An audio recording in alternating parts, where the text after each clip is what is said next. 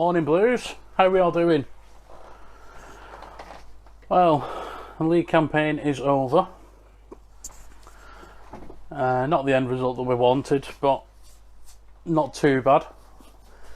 Once again, we have surpassed the 100 goals mark for a season. I think it's the third time in the last few years that we've done that, so that's a big achievement.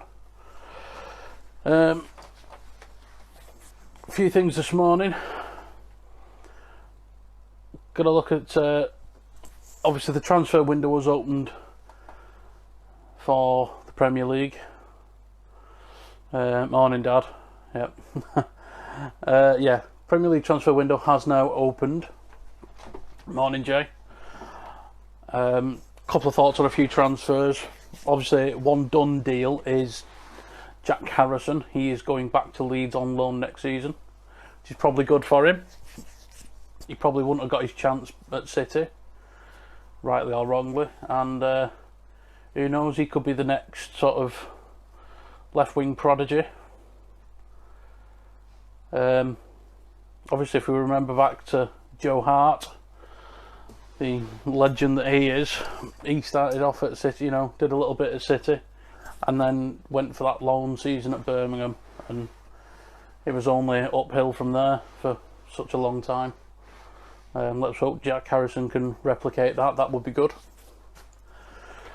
Jay's just asking about Nathan Ake. I've mentioned this last week when the rumours all came out. Personally, I can't see why. I honestly don't see why we'd want him. For the primary job of a centre back or of any defender is to defend and to prevent goals or shots on target. Bournemouth have been relegated, so yes, we probably get him at a cut rate, but why would you want a centre back that's been relegated? I don't get it. There's better options out there, I think. So Jesse's just asking, coming into the last season with Pep, who's next? If he doesn't sign, which I'm not going to lie, I don't think Pep will sign an extension on his contract. He hasn't done anywhere else he's been. I really hope we get Julian Nagelsmann from Red Bull Leipzig. He's not my ideal choice, you know, he's not my the fantasy choice, as it were, but I think he would be the best fit for the club. I think he'd be great going forward. The way he likes using young players, I think he played the football that they play is very attractive, and he's played with some, you know, he's managed some top class players. I mean, Timo Werner for one. Obviously Deu Upamecano. So he's a quality manager. He's done a great job at Leipzig. I'd love to see what he could do at City. In an ideal world, and if it was up to me, I'd love Rosler at City. Uwe Rosler as the manager. Obviously, I think what he did at Wigan, he joined them. They were doing fantastically, and then the pre-season, from what I've heard from people who I know have connections with Wigan, apparently he trained them a bit too hard, and they didn't like it. Some were getting injured, but obviously that's Championship level, League One level. I think if it was at City, I think they'd cope much better, and I think they'd crack on. Yeah, a few more, like Morning, Caroline. There was Paul Higgin, take 35 million rather than 90 million for a 29. Exactly. I don't see the point in the Koulibaly at all. Morning Kev. But yeah, I think I'd rather have Phil Jones over Koulibaly, to be quite honest. Just for a laugh. Morning Preetham. Thanks a lot. Glad you like the blue hair. Like to see players like Jack Harrison around the first team. I think they should be useful if we get injuries. Plus Liverpool signed Shaqiri.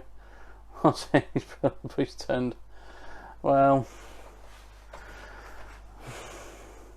Thing is, obviously, Shaqiri is more of a midfield player. You know, and I know he's produced some good goals. The teams that get relegated, usually you can't blame the attackers too much, because they get limited with the number of opportunities they get going forward. Quite a lot of managers at that end of the league play defensive football because they're trying to get whatever points they can. So to me, again, like I said, defenders from teams that get relegated, I just think is a bit of a no, especially when we're at the top end of the scale. So yeah, that's me. There's quite a lot coming in all of a sudden. Blah blah blah blah. Sign Phil Jones, send him out on loan. Yeah, send him to Girona. Just joined the stream, but I see you talking about Koulibaly. I don't really get that hard criticism. I think he's worth 70-ish. Yusuf Amar, I don't know why he's worth 70. I don't know why he's worth 40 million, to be quite honest. Like I said, he's playing in Serie A. He's played at Napoli for so many years. His name's been on everybody's lips, and yet he's not been. It's not even that he's not moved. You know, it's not like anyone's really made an offer for him. So, Man City Supporters Club in Sydney. G'day. Bloody hell, it's a while since I was in Sydney. Last time I was in Aussie, it was, the first time I was in Aussie, should I say, I was 15 playing rugby. Went to Sydney, had a game there, and then went to Port Macquarie for a couple of weeks. It's a cracking place, Sydney. Really is good, so I hope you're doing well down there. Luton Town is still a big deal for Phil Jones. Yeah. Morning from India as well. What about Douglas Costa? Not the Douglas Costa, the Chelsea guy. The one who really does look like he's just been beaten with the ugly stick. No, I don't want him. Guy's old. Bit of an arsehole. Please not Aki, relegated centre-back yet. We need a world-class centre-back and a striker.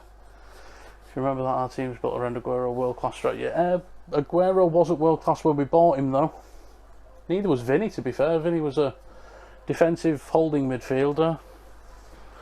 Don't forget, we make the world-class players. We get good players and make them world-class. So, I have faith in whoever we bring in. Love from Nepal. Is that Dipain? Morning, afternoon, whatever it is over there. Couple of other transfers that people may not know about. Sam Mewis has just signed for Manchester City's ladies.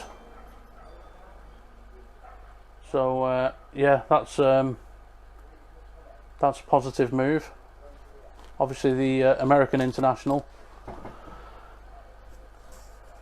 I think that she'd be good for our City's women, and obviously there's talk of Rose Lavelle following along with a compatriot. I think anyone who knows anything about the women's game, the American national side are phenomenal. They really are good. So for Sam Mewis to be joining us, that's a big plus. And obviously, hopefully, if Rose can join her as well, that would be a huge bonus for the City ladies. For anyone who doesn't know, the Women's FA Cup is due to restart on the 26th and 27th of September. That's the quarterfinals. And then midweek, the following week, will be the semi-finals. And the final will be at Wembley on Halloween. So, if the Premier League season even if the Premier League season has restarted by that point, I'm sure we can all agree that City's ladies would appreciate the extra support. They've gone through one hell of a transformation since they relaunched. I think it was 2014, and they're doing brilliantly. We should give chance to our academy players instead of spending. Yeah. If it's for a first team spot, if you want to buy a player that says we want him straight for the first 11, then I have no problem with buying. If you want to bring someone in to challenge for a first team spot, just use the youth. That's what they're there for. You know, We're a huge club. We used to use our youth team. We used to have players coming through our youth system to challenge for first team spots. You know, we go back 20 years and you got players like Sean Wright Phillips, arguably Joe Hart, Nicky Weaver, Joey Barton, as much of a prat that he was. You had Michael Johnson, Nader Manua, Mika Richards, you know, the Whitley brothers, all come through our ranks. All got into the first team squad. Michael Brown, another one. You know, obviously back in those days, you know, with the likes of Whitley and Edgill and players like that and Weaver, we didn't have much other options. We started improving, got more money, you know, we still brought players through. Now we've got all the money in the world, we've got all the, you know, we're winning trophies. People say we want to be winning trophies and that's what the focus should be on. But then also our academy players should be getting better. You know, we should be able to attract the best players. We're not just picking from schools in the local area anymore and Sunday league teams. You know, we've got scouts in Brazil, China, we've got them all over the world. So we should be having the best. We've got the pick of the bunch. So why can't our academy players be challenging for first team spots? Mohamed Assad, Taylor Harwood, Bellis could turn out to be better than Garcia. I think he could. I honestly think Garcia and Howard Bellis could be the next centre-back partnership for a long time. Obviously Laporte's a little older than the two of them, but I can see Howard Bellis making that step up. Got Kev, Haaland and Inter Milan's Skriniar. I think that's how you pronounce his name, I've never quite learnt it. Haaland, a big yes to. Skriniar, yeah, why not? Why not? I think Nathan Aké's a backup for Laporte. Quite versatile. Yeah. I can understand why, but then again, if we're getting Nathan Aké, then I don't understand why we don't just use what we've got. What's your thoughts on City's current striker position? Aguero's getting old, can we trust Jesus? I've said it before, to me, Jesus is not a centre forward. He is not a forward, a striker like Aguero. Aguero's getting old and he's injury prone. We've known that for years. Yes, he can still score goals. I would quite happily have him sign an extension on his contract for another year or two. But we need another striker. We need another world-class striker. Jesus is a wide forward. He's an inside forward. That's how he plays best. Even the Brazil manager has said that. I was listening to a late night show last night, and they were talking about the Brazil squad of 2014 that Jesus played in as a centre forward. He didn't score. He didn't score as a centre forward. So on that bit, you know, the Brazil managers turned around and said, no, he's a wide forward. Plays him there, and he plays brilliantly. He plays for us out wide. He plays brilliantly. We need another forward, and Werner's already gone. Arturo Martinez from Inter has come out and said, you know, he'd be worried about the Premier League because of getting injured. Big Jesse. Even if he was well up for a move to City, he's going to be commanding a figure of at least 100 odd million. So, too much. Haaland. I keep saying it, Haaland. It's the only one. Or if you want someone young, you got Fabio Silva at Porto. It's good to see that people in Sydney are staying safe. I see the masks and cups of tea. But yeah, glad to see you're all staying safe and looking forward to the Real Madrid game. Quick chat about the Norwich City game that's we just finished. Obviously the season's now over. Nice emphatic win to finish the game, you know, to finish the season. I think we owed them a good hiding after what happened at the start of the season. 5-0. Quite good. Couple of talking points. Obviously it was Merlin's last game, and it didn't seem to matter how much they tried to give him the ball to score. We just couldn't get it. He just couldn't get it in, could he? Bless him. But other than that, Silva, he had a cracking game as always. Shame he wasn't applauded off by 50-odd thousand City fans, but I'm sure he'll be back. And obviously it's not his last City game, it was only his last league game for City. Cancelo at left back, I thought that was, again, another good performance from him. He might be turning a bit of a corner at City. Love to know what people think of Cancelo, actually. Raheem Sterling, I thought had a good game, and since the restart, I think, as awful as this pandemic has been, I think for certain City players it has been, you know, a saviour in a way. Both Raheem Sterling and Bernardo Silva have both come back from the break, and they are like back to their best, scoring goals, creating chances. They needed that rest. They needed to just get away and reset, which is what they have done. And another talking point was Kevin De Bruyne. Now I'd love to know what people think. Oh well, hold on, Jay's just put that De Bruyne performance against Norwich proves why he should have got Player of the Season award over Henderson.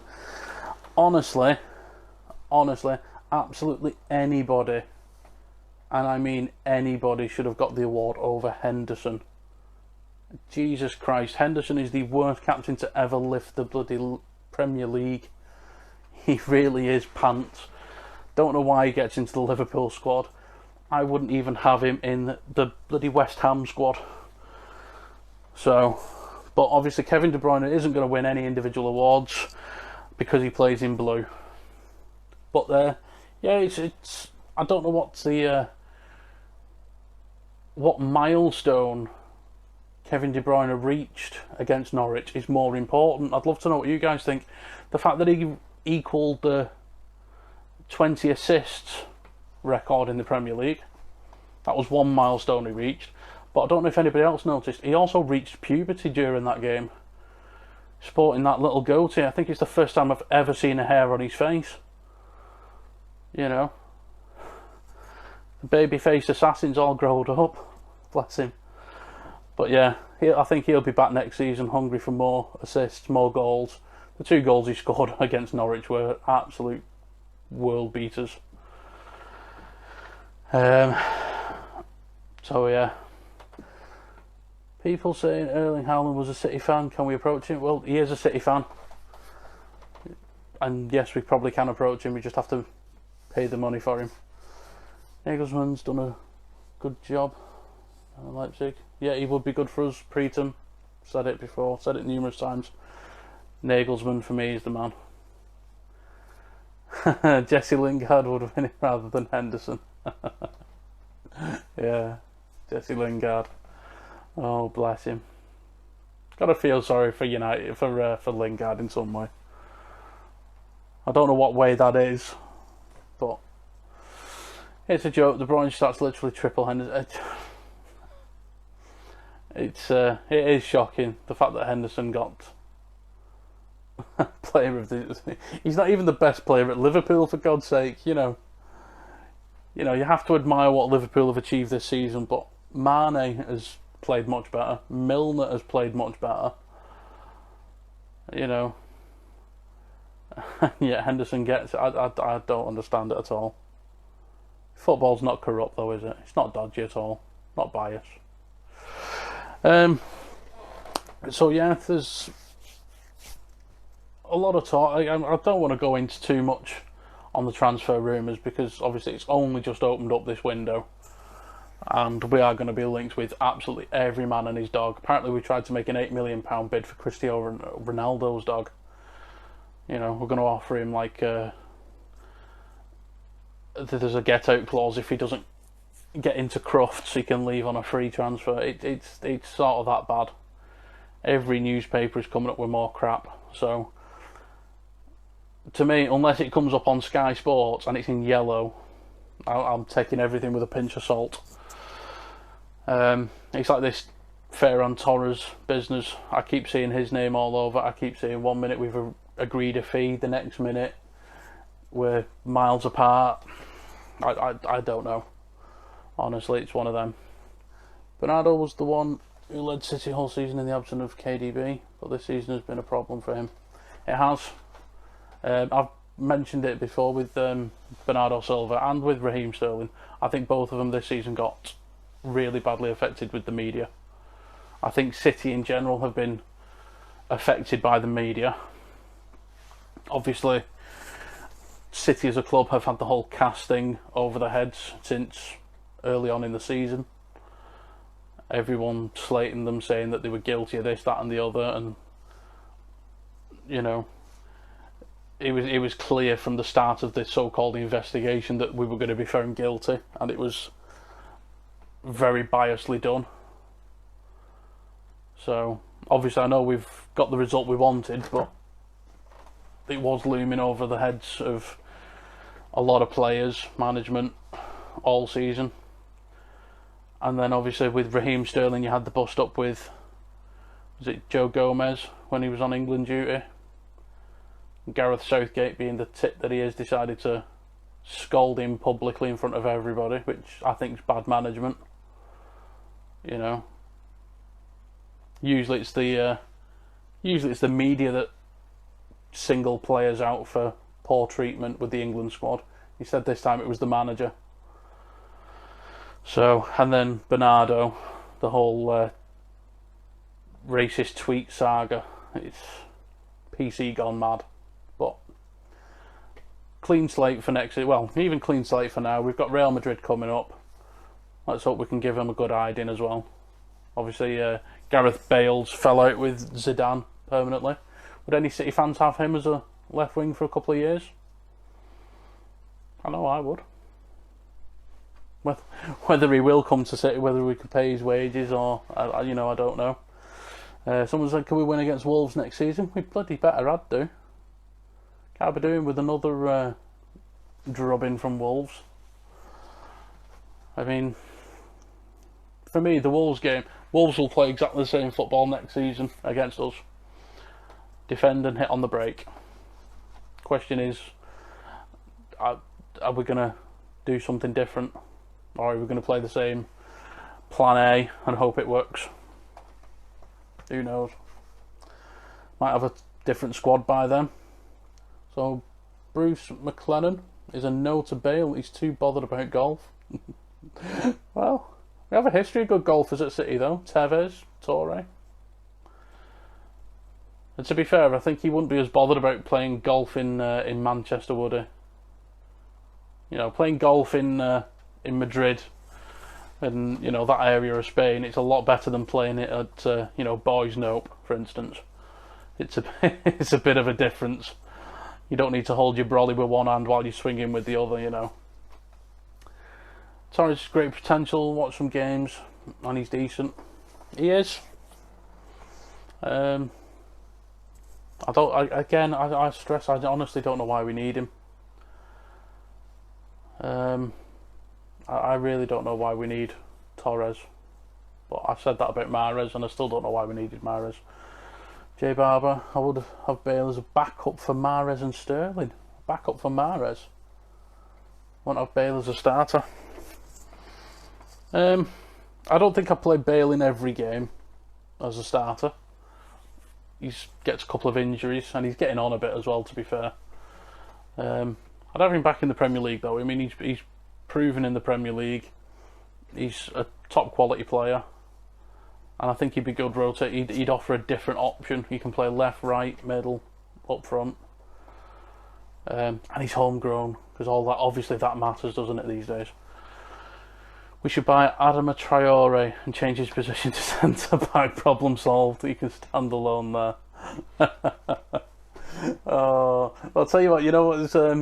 It's funny you've mentioned Traore, because I kind of like the guy. He's a bit of a beast.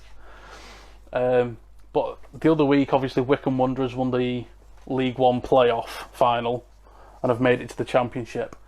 And they have the one and only beast, don't they? Is it Adobe Akinfenwa? And I was saying to the admins, I mean, it was kind of tongue-in-cheek. I said, buy him. Couple of million. He could be our Plan B striker. And to be honest, you know what? I don't think it'd be much of a bad shout. The guy is built like a brick shithouse, and he's a monster. And if we need a goal, You know, bring Aguero off, put Akinfenwa on up front and just ping the ball to him. I think the service he could probably get at least 15, 20 goals a season for us. So, you heard it here first, Blues, yeah? Akinfenwa to City, 5 million. Sometimes I have a feeling Pep can't do better with his assistant players. He won't do better than this. Pascal, I will very politely kind of smile and agree with your statement. I don't want to fall out with lots of Blues at this time in the morning. I have my issues with Pep.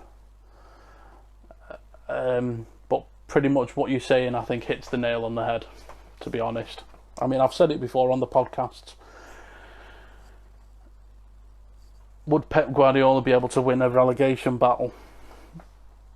You know, I don't think he could. But City's not in a relegation battle, are we? We're fighting for trophies, so I'll do my best to give him full support. But again, we might, as it stands, we've only got him for another 12 months. So let's see what happens. Get Traore on some defensive training drills. Have a boulder in defence, yeah. Reminds me a bit of when Andy Morrison joined, because he was built like a flat back four all-in-one as well. But yeah, again, Traore, he's an absolute mammoth when it comes to going forward. He's got something like one of the highest dribbling rates in the Premier League as well. I don't know, he's first or third or something like that. He's right up there last season for most completed dribbles. So he's not that bad either. Sané's latest press meeting and some words against City is going viral in social media. Is that true? I believe it is. I've not seen anything myself. I'm kind of over Sané now. I think he's a bit of a... Well, it's too early and it's not late enough in the day for me to fully express what I think about Sané. But I'm glad he's gone.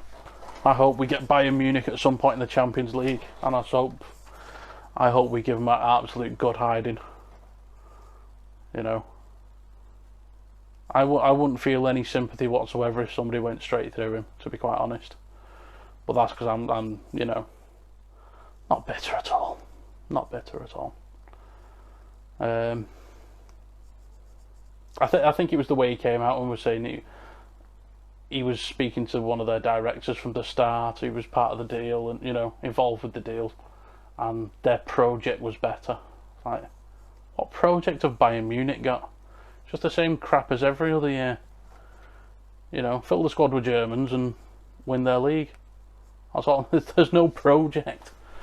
So I think what he was saying in the press was very typical scripted crap. But yeah, no opinion anymore, Sané. Good riddance. Had enough about Sané. Know what Sané took. He's gone. Can't do anything about it. Exactly. Good.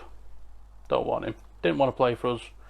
And obviously working in the hospital anyway, even before it was all talk about him going, I had my concerns about his injury anyway.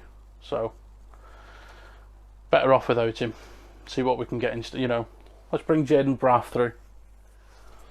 Let's get him going. That'll be quite good next season to see, I think. And obviously we've got Jack Harrison as well. Let's see what he can do with Leeds next season.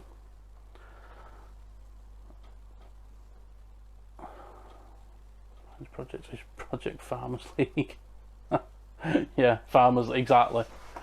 You got Dortmund, Munich. That's pretty much it, isn't it? The rest are all fairly mediocre. But well, that's the fun thing about European football in general. If you look at the Champions League, how many teams that start off in the Champions League, you know, come August, September, how many teams would be able to get promoted from the Championship in England? You know, you've got teams like Basel and CSKA Moscow, Eilborg. You know, and you've got some proper random clubs. They get torn apart in the Championship. So it's one of them, innit? It's only Champions League from one perspective. But let's look forward to the Real Madrid game. And I think with Ramos out, Gareth Bale falling out with Zidane, it's not looking good for them, to be honest. I think there's a lot of issues behind the scenes at Real. Could play into our favour. And obviously, it'd be nice to give David Silva another trophy to sign off with. So, fingers crossed. I said it on one of the previous, the last podcast I think it was, that the writing's on the wall and the stage is set for a real City drama. Because that's what City fans are all about. It's all about the drama. So yeah, I think that's pretty much me for this morning done. I'm absolutely knackered. Nice wallpaper. Oh, thank you. Yeah, it's the wife's choice, sparkly black background with a load of butterflies on it. Anyway, but yeah, that's me done. I'm absolutely knackered. I've done another night shift, so I'll be back here next week, same time. I know we've got some more podcasts coming up this week. They all get advertised. Subscribe, comment, like. We love your comments. I'll go through them at some point today, or maybe tonight while I'm at work. I'll go through all the ones from this and I will respond to them all, so look out for them. Thanks for watching. Thanks for commenting. As City Dave would say, City till I die. Take care, stay safe guys.